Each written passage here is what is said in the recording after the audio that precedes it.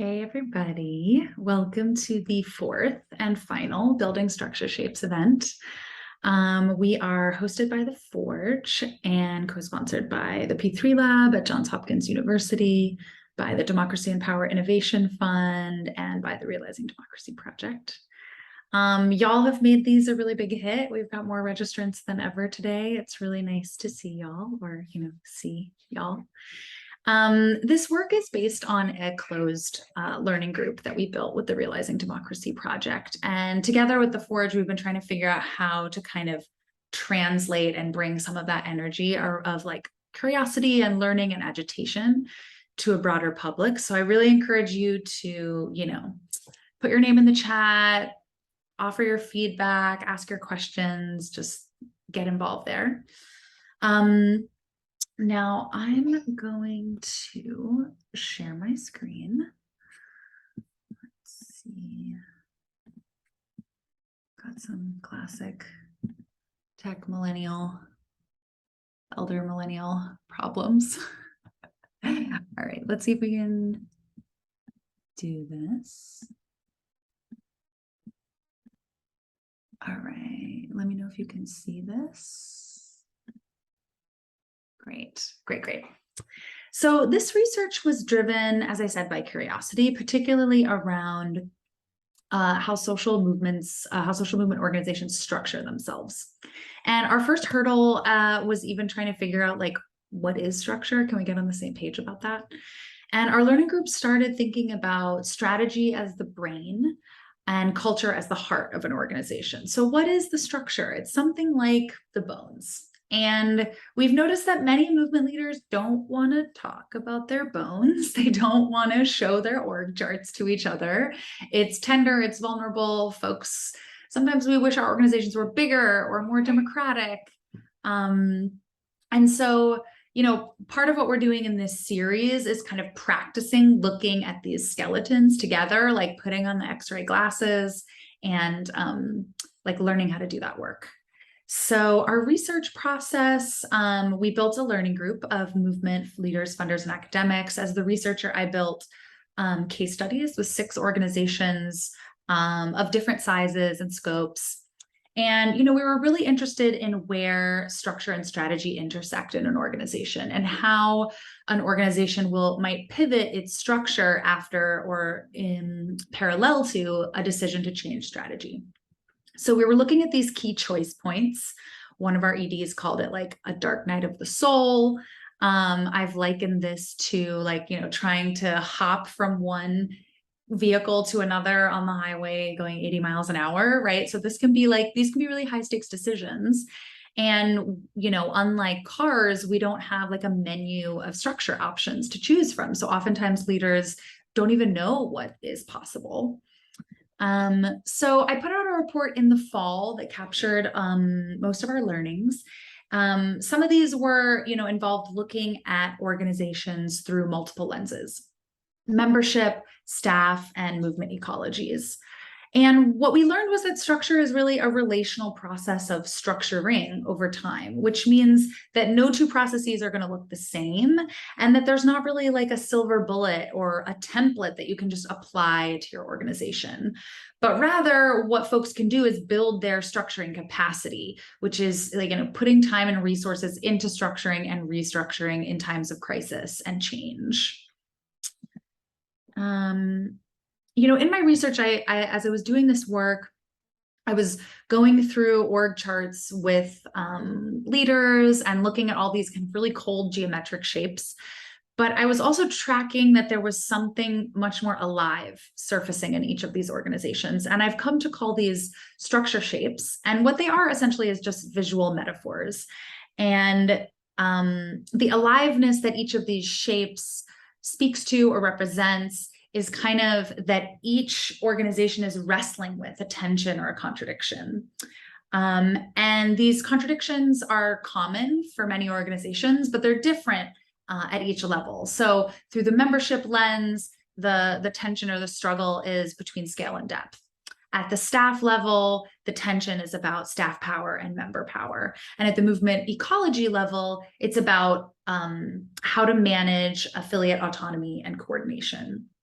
And the report offers 2 shapes and 2 case studies for each of these lenses to show that organizations have resolved this tension and this puzzle in different ways, which is part of the idea that there's no kind of right way of doing this.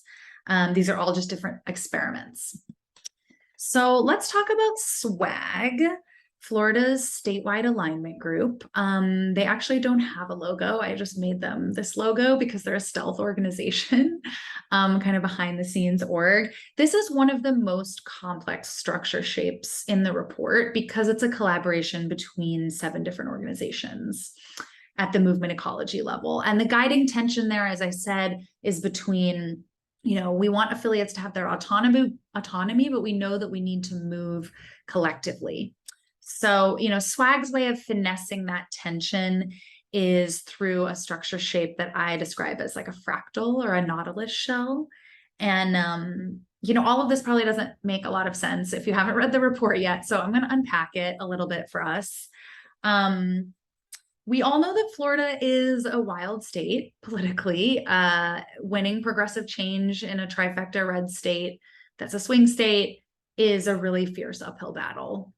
And back in the early 2010s, several organizations in the state recognized that they could no longer go it alone. So these organizations encompassed a wide range of constituencies and issues, labor, faith, Black and brown youth, immigrants. You also had Organized Florida and New Florida Majority focused on electoral work. And in the process of aligning, they actually merged into one organization, which I think is a very rare thing to happen in the nonprofit world. So we're going to talk about that in the Q&A with Andrea. So these groups all recognized that they needed to work together. They were losing, but collaboration was painful.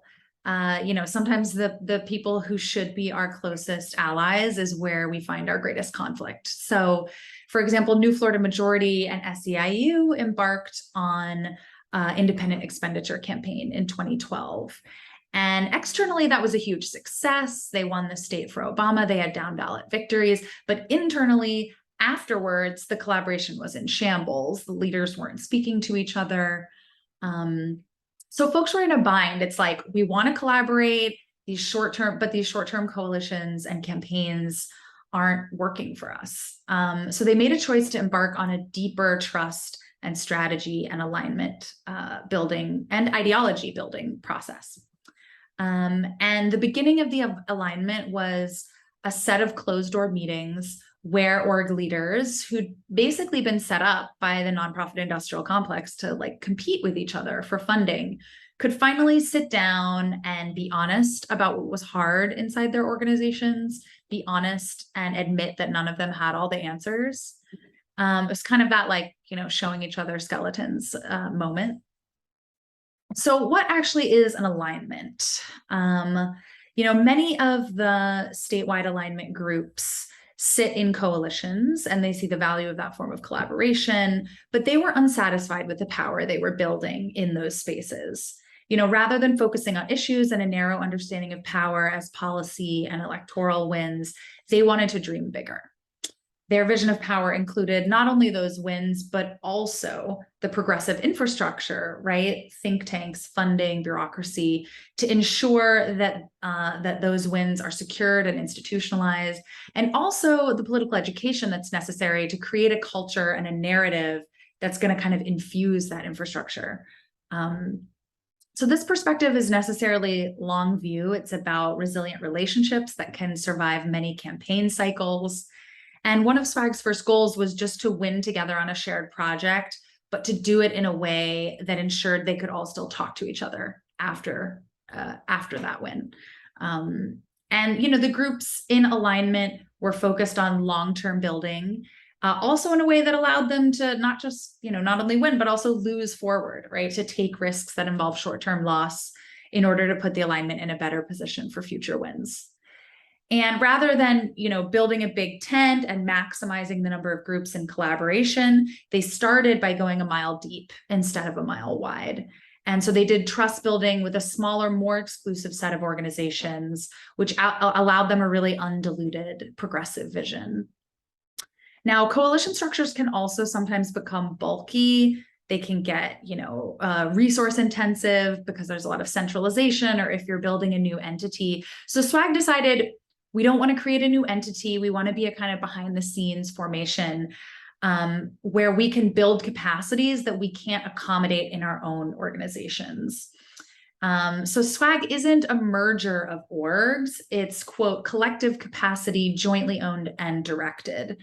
Some of the, capacities and infrastructures they've built are like having a lobbyist at the Capitol, a field ops vendor. We'll talk about more of those in the conversation later in the hour. And, a coalition model might try to get everyone in the same lane, and that ends up kind of making that lane so wide that it's watered down by compromise. And SWAG really allows for what they call operational unity and tactical differences, which means that like all the differences between the orgs, their different organizing models, their different membership structures and tactics can live side by side without competition. So different groups step up to lead on different projects.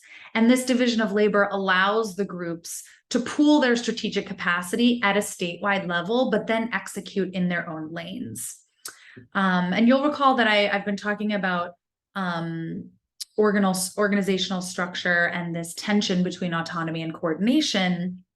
And in SWAG's case, allowing groups to execute in their own lane gives the affiliates a lot of autonomy, and it allows them to kind of execute the shared vision in whatever way is most resonant with their members. The other case study in the report that looks at movement ecology is the New York Working Families Party, which is sort of over on the other side of this dial. As you can imagine, a party structure is more rigid and by necessity like leans a little bit more towards coordination. So for SWAG, I chose this shape of a fractal or a nautilus shell. Why did I do that? Well, the autonomy of each affiliate allows them to embody the principles of alignment at multiple scales, from local to regional to statewide, in this fractal form. And this can allow SWAG to do what Maria Rodriguez, the former ED of Florida Immigrant Coalition, described as both wholesale at the statewide level and retail at the county level. So, for example, at the regional level, SWAG has convened 8 theory of change tables, and these are essentially mini SWAG alignment tables. They serve as the main entry point for new organizations into SWAG at the moment. Since SWAG is sort of closed, it's just the existing organizations. At the regional level, the alignment is more permeable at these lower levels for different people who want to get connected. And then there's the question of the micro level. How does the SWAG alignment filter back down into the partner organizations? So one ED described this as a dialectical process of both contributing and receiving. Denise Diaz, the co-director of Central Florida Jobs with Justice, shared about a coalition on education that her organization is holding. And it's focused on policing in schools. And she talked about, as a convener, she's faced with these different factions in the coalition that she's holding. You've got like the white moms who want to leverage their insider strategy and their connections with the school board, and then you have Black and brown youth who want to get police out of schools entirely. And Denise was like, okay, I'm going to approach our local work, as an alignment instead of as a coalition. So there doesn't have to be a decision or a compromise. We don't all have to agree. Both of these groups can keep using the strategies that play to their strengths. We just have to ensure that neither of them undermines each other, that we're in conversation, and that we have an insider-outsider strategy. So this is an example of how alignment is happening at the micro level within organizations as well. And I think in our conversation, I'm going to let Rachel and Andrea speak more to how being a part of SWAG has impacted their own organizations. So I want to go ahead and let's see. I want to welcome Rachel Gilmer, the executive co-director of Dream Defenders, and Andrea Mercado, the executive director of Florida Rising. I want to bring them in to talk more about how SWAG has influenced their organizations and their long-term vision for Florida. Can you speak to how Dream Defenders came to the SWAG alignment formation and what it clarified for you as an organization? Awesome. Thank you, Melanie, for all of your research, and Lindsay for hosting us. Very, very grateful to be in conversation with everybody. So, Dream Defenders was founded in 2012 by young college students and young people in Florida who came together after the murder of Trayvon Martin, and planned a big march in the days after, because George Zimmerman hadn't been arrested. And then on that march, we decided to start Dream Defenders. But, it was young people who did not have organizing experience or organization building experience, but were really called to do something. And a year later, after George Zimmerman was acquitted, we took over the Florida Capitol for 31 days and 30 nights, demanding a repeal of Stand Your Ground, and also fighting to pass the suite of legislation we had created called Trayvon's Law. And being in the Capitol, I think, was an extremely illuminating experience for us. We had gone from being this kind of like ragtag group of young people to suddenly being in the national spotlight in a way. This was kind of pre-Black Lives Matter, right after Occupy, but we hadn't seen like visible public action in our generation in this type of way before, or we're just newly seeing it. So we had sort of surged into the public spotlight. This was like the onset of social media as well. So we had it was very clear that we had kind of a lot of like cultural power that we had built. It was very clear that like publicly we had moral authority, but at the same time, we were very clear being in the Capitol how little power we had. As Melanie shared, Florida has been, trifecta Republican control for the past 20 something years. We were fighting to get a meeting with Rick Scott, and we couldn't even get a meeting with him. By the time we did get a meeting with him, he showed up to the meeting in Confederate flag boots. That's like how little he cared about what we thought. And so when we left the Capitol, we were really clear about kind of the difference between, it wasn't enough to just like have kind of public popularity, that didn't necessarily translate to power. So we left very clear that we needed to figure out how to build power. But as, a new organization of young people who had just come together, we really struggled with what it actually meant to do that. And this was about the time that actually I came to the organization, and we were in a real identity crisis, because on the one hand, we had people across the country, I think, one form of adultism is young people have no answers. The other is like young people have all the answers. And so we had people across the country sort of looking to us around, or we felt the need that people were looking at us for like, what is the next big thing? And at the same time, we really didn't know. And we spent a lot of, a couple of years really kind of experimenting with like, what did it mean to build an organization focused on building power among young people? And we experimented with a lot of different things, and we really struggled. I mean, when we left the Capitol, our goal was to register 50,000 voters, which was the amount Rick Scott had won his election by, but we had no idea what it meant to build a voter registration apparatus. So we struggled to meet that goal. We struggled with winning campaigns in a state where there's also laws and things that, laws that keep people from being able to win things on the local level. We struggled with fundraising in a state where like tons of money comes in because it's such an important swing state on the electoral cycle, but most of it doesn't go to local groups who are, as with building power long term. It goes to national formations that parachute in and then parachute out.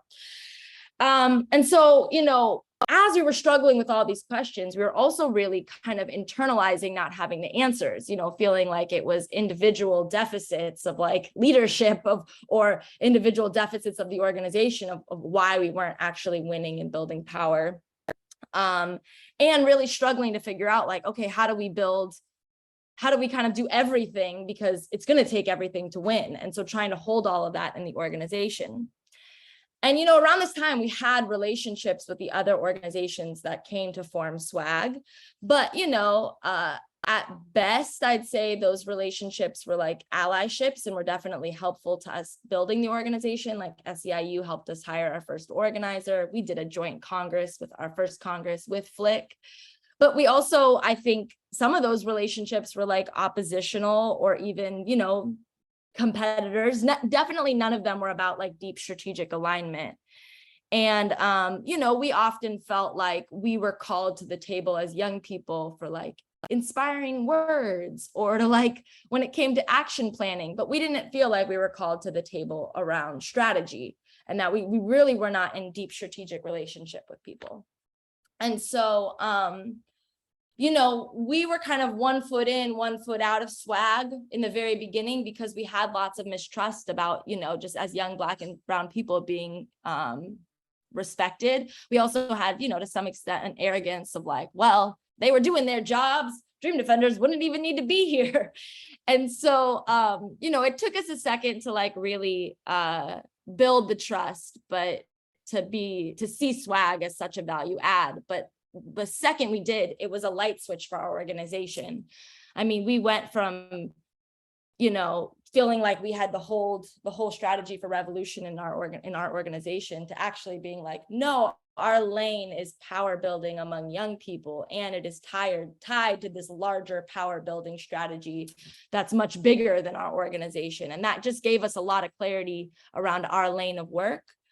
And it also, allowed us to just be able to talk about movement conditions in a way that really kind of depersonalized and de-internalized some of the challenges we were up against as an organization.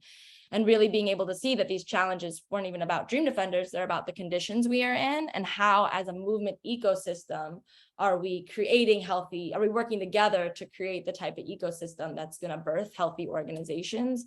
What new formations do we need to start? What new collaborations need to be in place? And so all of that has just given Dream Defenders a level of strategic clarity that we really didn't have prior. So, we have just been so grateful to be a part of SWAG. Obviously, alignment is an ongoing process. So we're still in the struggle and still, the second you answer some questions, you have a bunch more questions to answer. So, but just very grateful to be in a cohort of folks that are struggling through it together.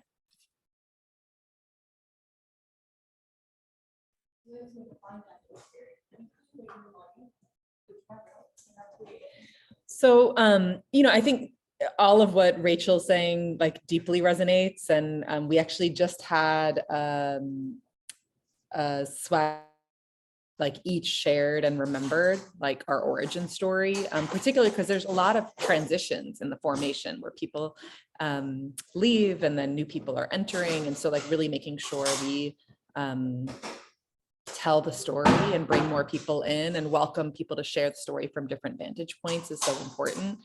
For us at Florida Rising, like New Florida Majority and Organized Florida were two distinct organizations that actually had as Rachel says, like the organizations that we didn't come together as like, oh, this is a set of organizations or organizers or organizational leaders that like love each other. So like, let's do this thing together. It really did come out of a deep sense of like reckoning that we are not winning in this state. And for us to win in this state, like, and for us to really imagine what transformation in the state looks like, we're called to a greater purpose and to find ways that our work adds up to greater than the sum of our parts. And it's that like practice of impact over ego that I think we're called to again and again in SWAG, where you have to like take your organizational hat on and off and like are really pushed to think about like what's in the best interest of power building for working class people, for Black communities, for immigrant communities, and for the kind of transformation that we seek. And I think there's a unique story for Florida Rising where there were these two separate organizations, Organized Florida and New Florida Majority, that in the process of being in an alignment in SWAG and building Florida for All, like actually called a question around, would it be more strategic for us to be one statewide organization? And we haven't had in Florida, we hadn't had a truly statewide, multi-issue, multiracial, locally rooted power building organization since 2010, when Acorn was forced to shut down. And, I think first in SWAG, Organized Florida and New Florida Majority, we're trying to figure out, well, how is our work complementary? How do we have clear division of labor? Okay, we're going to be in South Florida and North Florida. Organized Florida is going to be in Central Florida from Orlando to Tampa. But we're doing a lot of the same things. And as we were learning about the infrastructure of the right in our state, like this massive infrastructure and how they're organized and how we're getting our asses kicked on all, many of the issues that we care about, I think it really calls the question around like, how do we organize more strategically, more efficiently, more effectively? And ultimately, after a deep year-long process with our board and with our staff and with our members, decided that yes, it would serve, and in spite of knowing, I think, a lot of how challenging mergers are, not movement mergers. If you talk to anyone who's been through them, they're not easy. They're full of pitfalls, and we're in a movement moment where there is.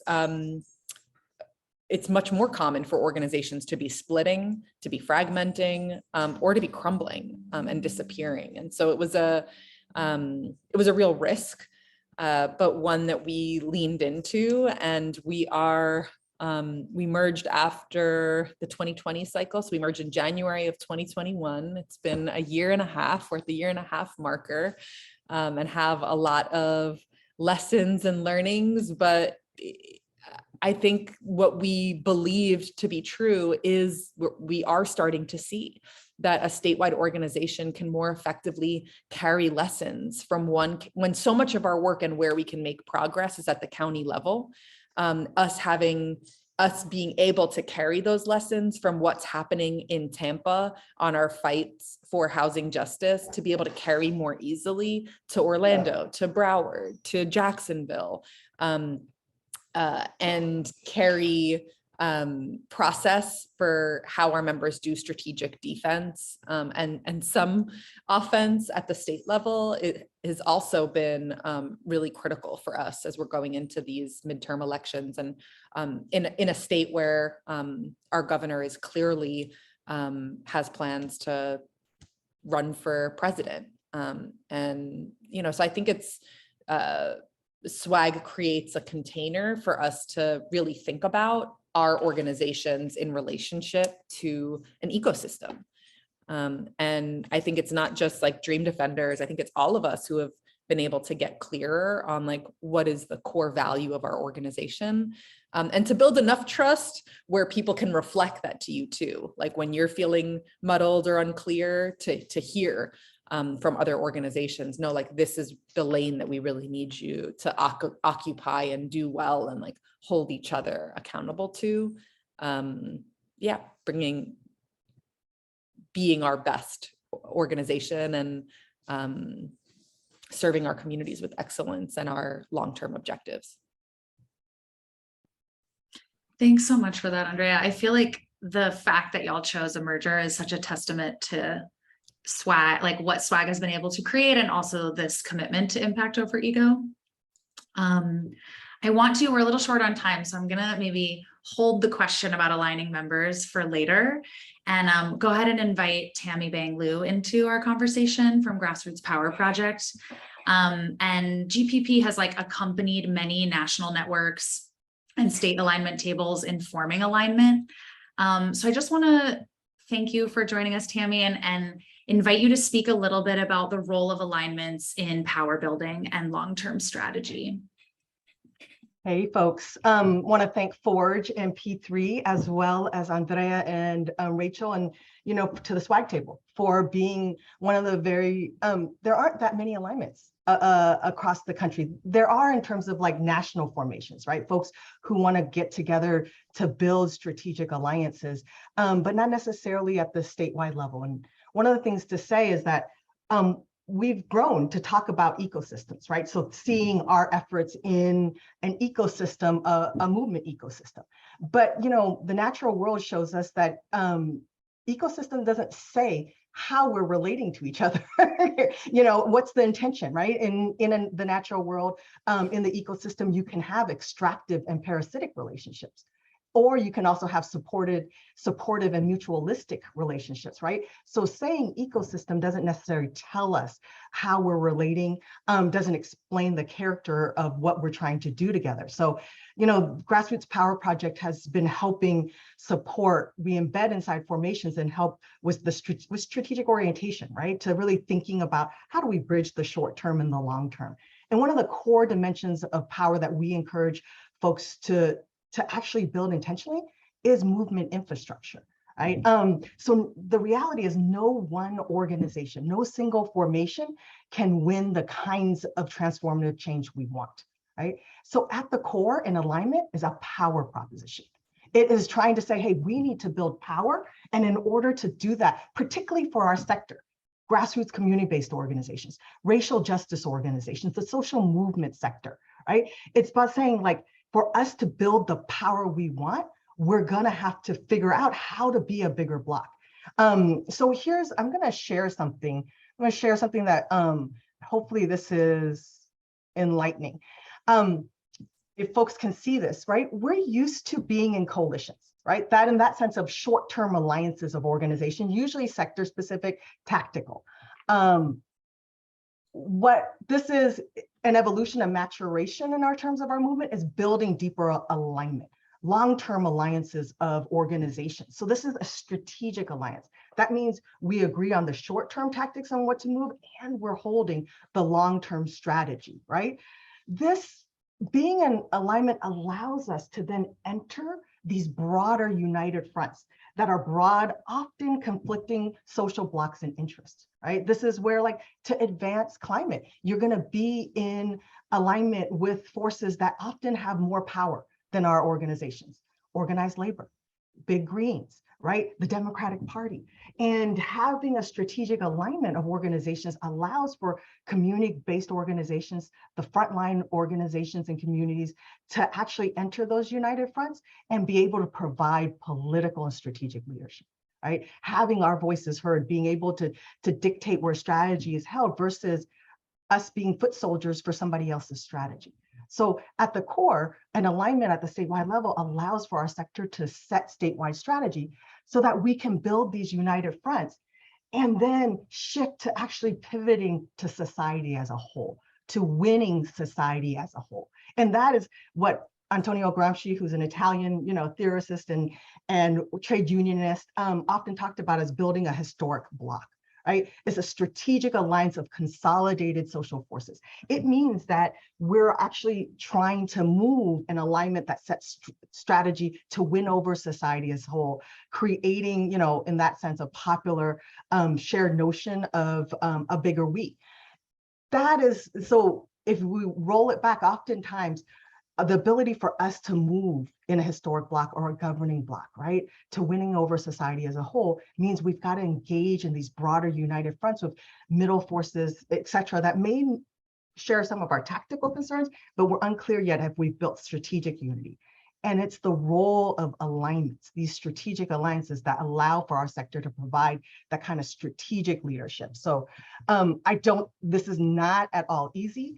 And so I do think, one of the things that it allows us to do is to, as we were saying before, really start with an awareness that no one organization can win. It's an awareness that at the statewide level, we don't have enough power to win. And alignment is the kind of intentional building of movement infrastructure.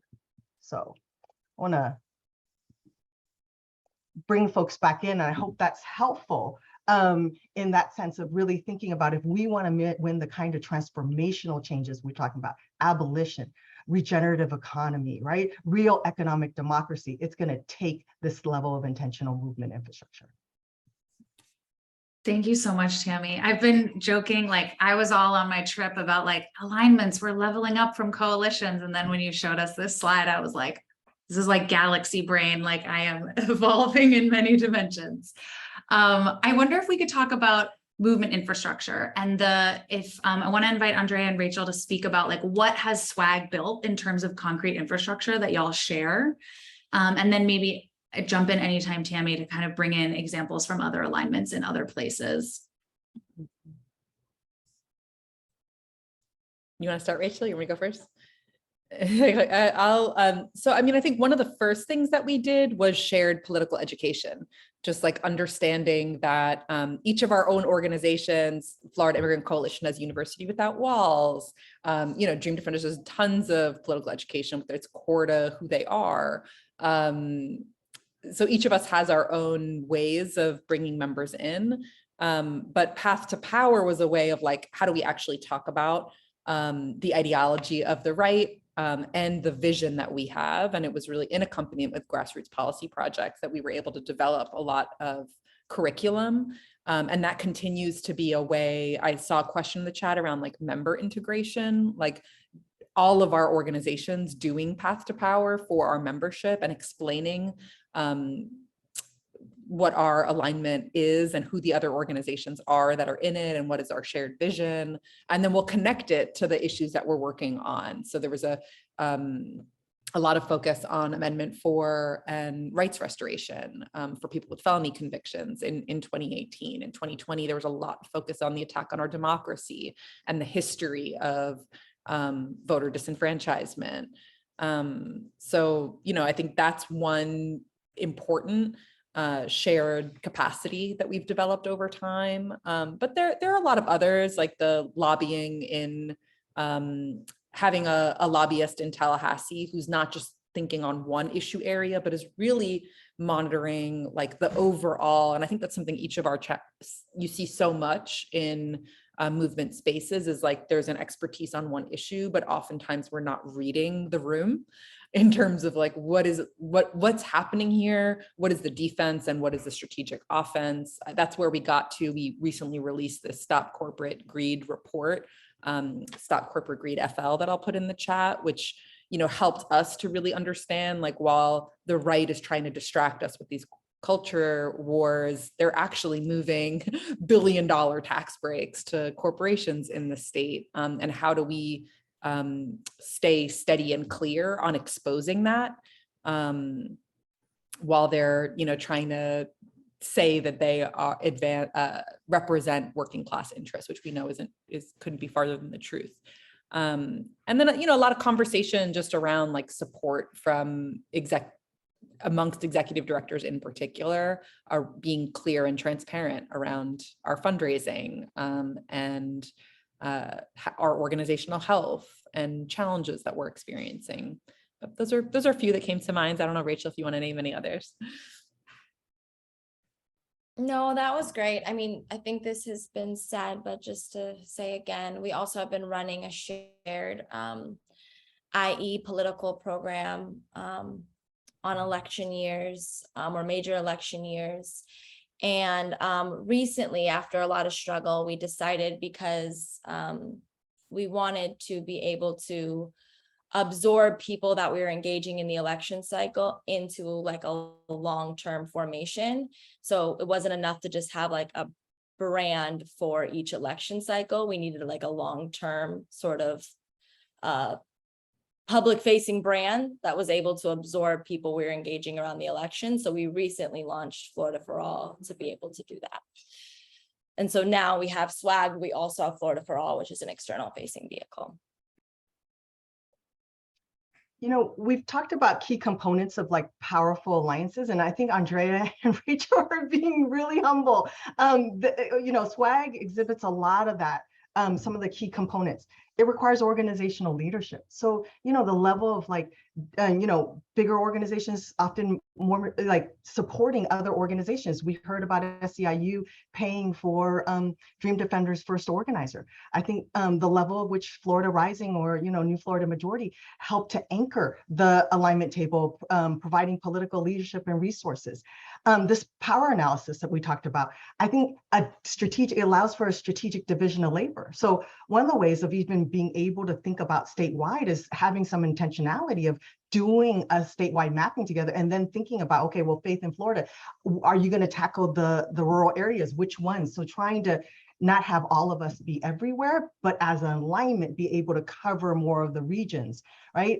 This deep relationship and trust. I mean, it is saying in many ways, it's like having a lot of these women of color leadership is saying, hey, we're new, we need to actually address some of this historic beef, and like, we're not winning. and having the realization and the maturity to have some of those hard conversations, right?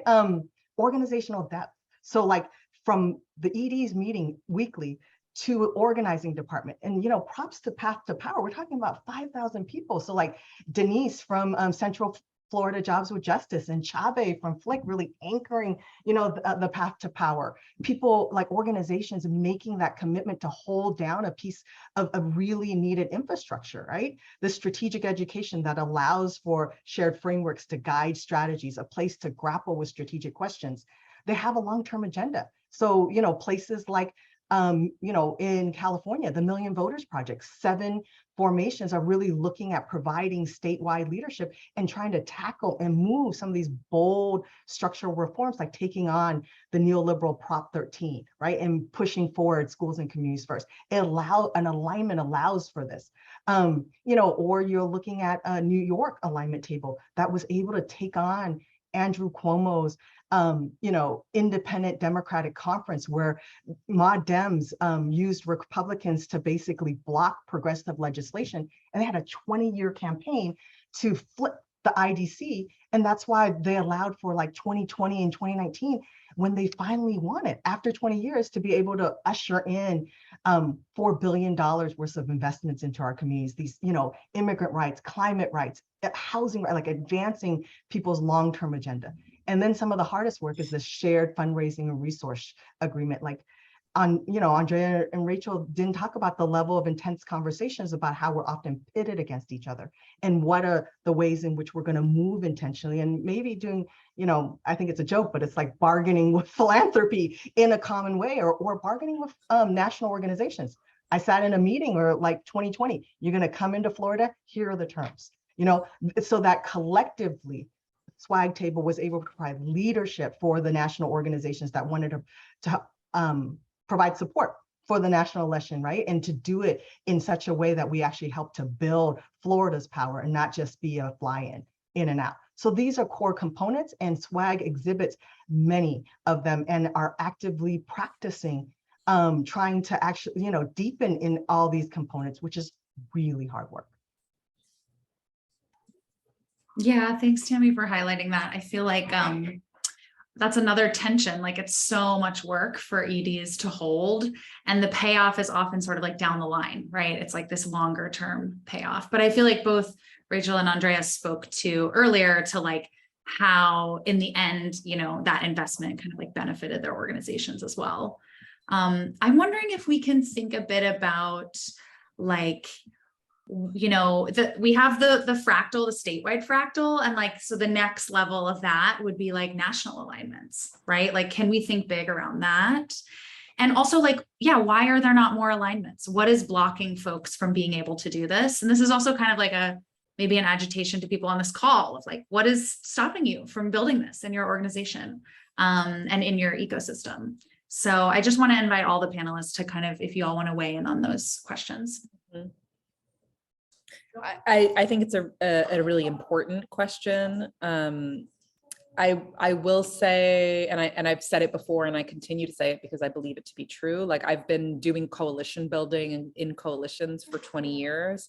It's fundamentally different to build a level of relationship and trust when you're part of a long-term shared project.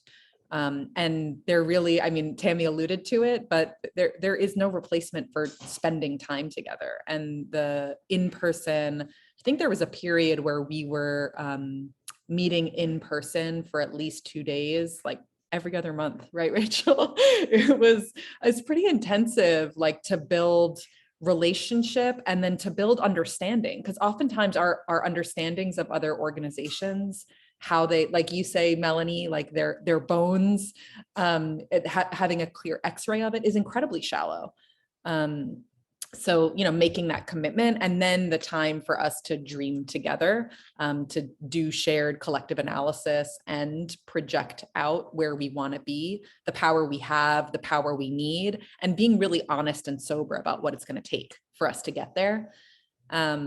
I think at the national level, I think within states, you are seeing organizations, you're seeing the emergence of alignment efforts in different places. At the national level, there's different spaces where organizations are coming together and really taking seriously long-term agendas and long-term planning. But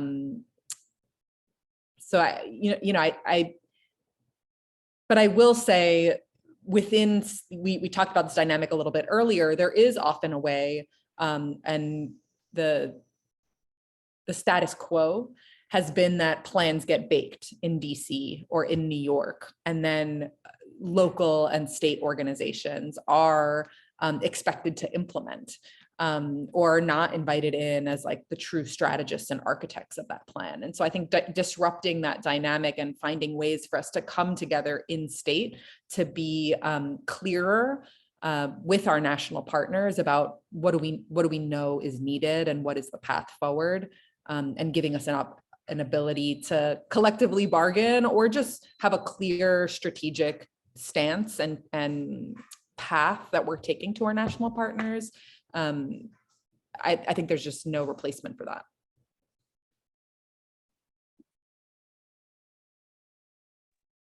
I think some of what's been hardest from my perspective is, like Andrea talked about, like how time intensive it is to like invest in really building an alignment. On top of, trying to meet in person regularly, we also meet every single Friday as executive directors. And just like, we only have so many hours in a week, like, the time it takes to also build the alignment and the time it takes, especially as like many of us are first-time EDs, to also build our organizations. While the alignment gives us clarity on our internal organization strategy, it also can at times feel in conflict just in terms of like the time it actually takes. And, I think the level of trust, we move at the speed of trust. The level of trust we've been able to move at the ED level has gotten us to a certain level of organizational alignment. But really, to get to the next level, and I think the vision that we are trying to build out, we need to figure out how to build alignment top to bottom in the organization, both in terms of our staff, but then ultimately our memberships. And I think that that's like a really challenging process. And I think some of the infrastructure we're trying to build around path to power and having cohorts of trained organizers and members, I think there's lots of potential there that are ideologically aligned. There's lots of potential there, but even just getting people excited to invest in building those structures among our staff and membership is a challenge. And I think for us, like our base is like a lot of young people who, with the internet have access to a lot of ideological language. And with that comes a certain level of like, we are the most radical people in the room energy. And so sometimes I think people can mistake, like radical ideas for what it's going to take to actually make those radical ideas real, which is power. And to build power, we need alignments. So there's like a level of like really making sure our people understand like what it takes to build power and why the alignment is necessary, that we are continuously doing political education around and really looking at a lot of the way the right has built for their infrastructure in Florida to really get our folks invested in seeing why this matters and why it's important. Yeah.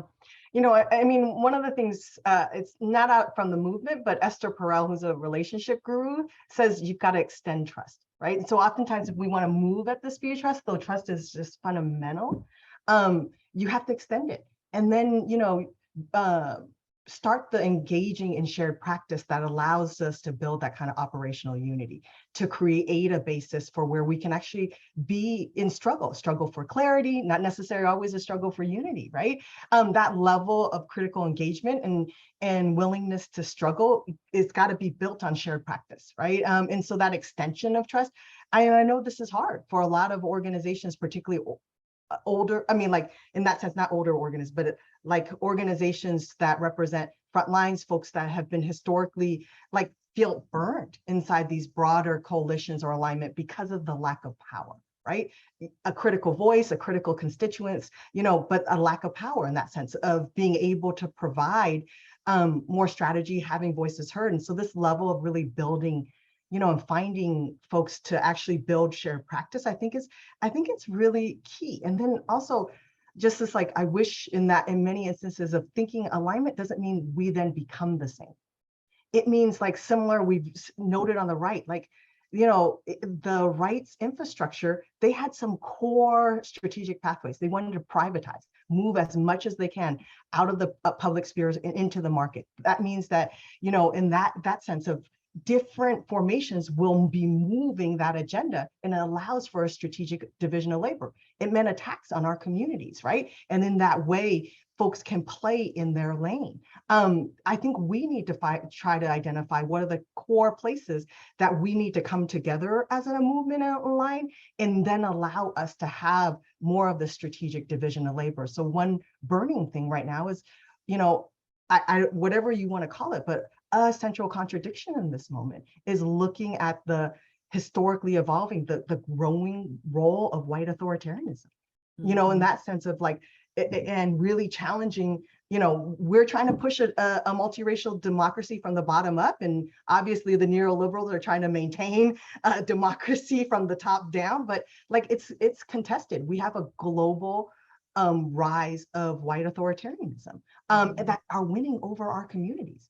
And so I think Frank put it in the chat. It's like, well, that means that all of us have got to have deep engagement, not just with activists, but with everyday working people, so that they are not won over to, like, contesting for the rights, Latino men, Vietnamese men, Asian men, right? It's like, we've got to contest for our own folks. And these are some key places that we're going to need to build a bigger block if we're going to move some space and shape a terrain that all of us can advance our long-term agenda.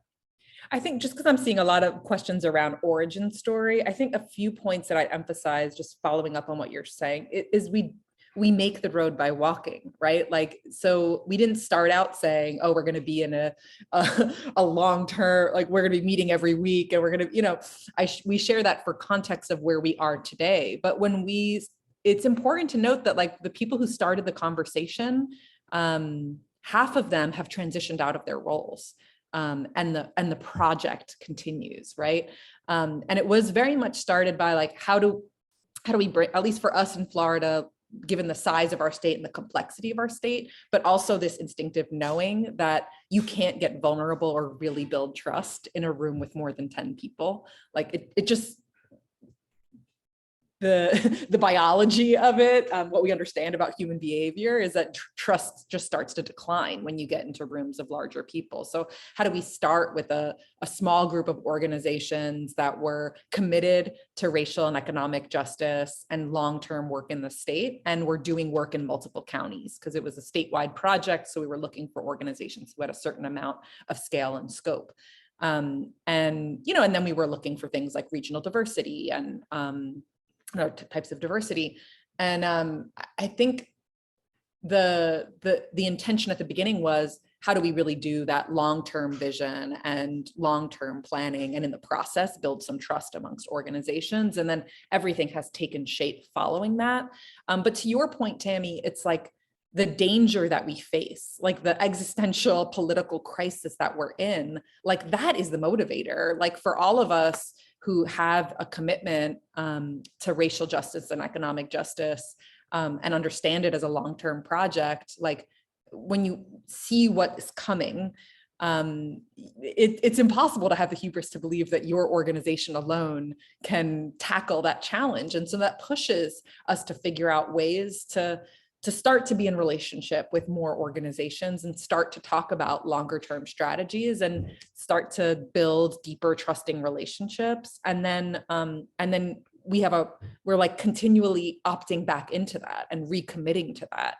And many obstacles and challenges along the way. I mean, Rachel's named some of them. I mean, in many ways, the local theory of change experiments that we're doing now they're very much like, it's trying to figure out, is there a way to work with more organizations that are focused on a particular neighborhood or a particular city, And can we bring them into something that's like analogous at the local level? But, you know, I think it still remains to be seen whether we're able to do that, and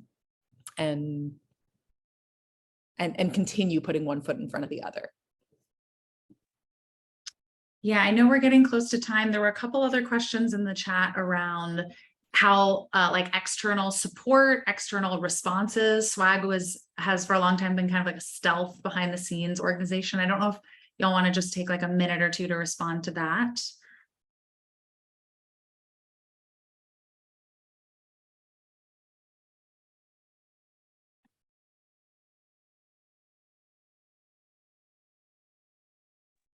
I mean, Rachel already spoke to it. Like we actually made a decision to create a public facing entity, Florida for All. And sometimes I think we can get, you know, just separating out like what is SWAG and what is Florida for All, like what is our shared political program. And together we've been able to not just intervene on political program, but create the largest independent expenditure in the third largest state in our country.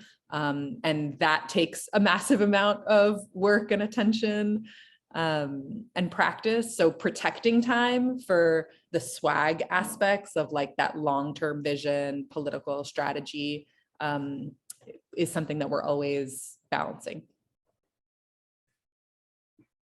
Yeah, and I think just, you know, when we first started SWAG, I think there were definitely, and once kind of the word got out, there were definitely groups that were like, well, why aren't we at the table? And I think to what Andrea said of like, you know, we couldn't start with like having, you know, 100 organizations in the room. It would have been impossible to actually build the alignment.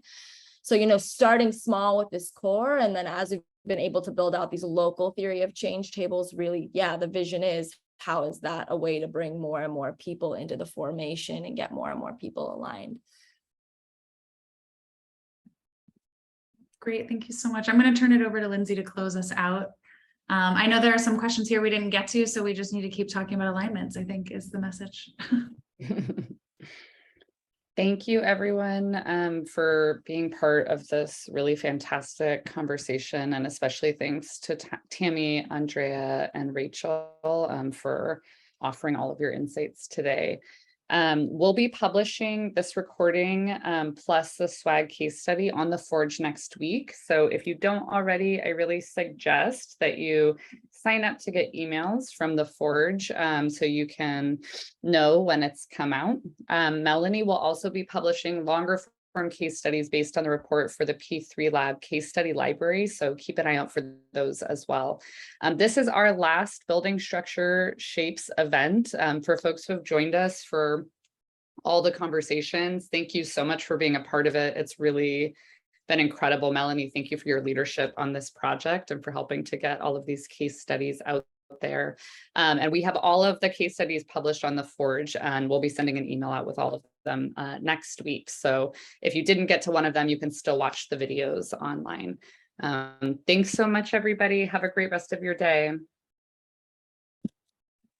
Thanks, y'all. Take care.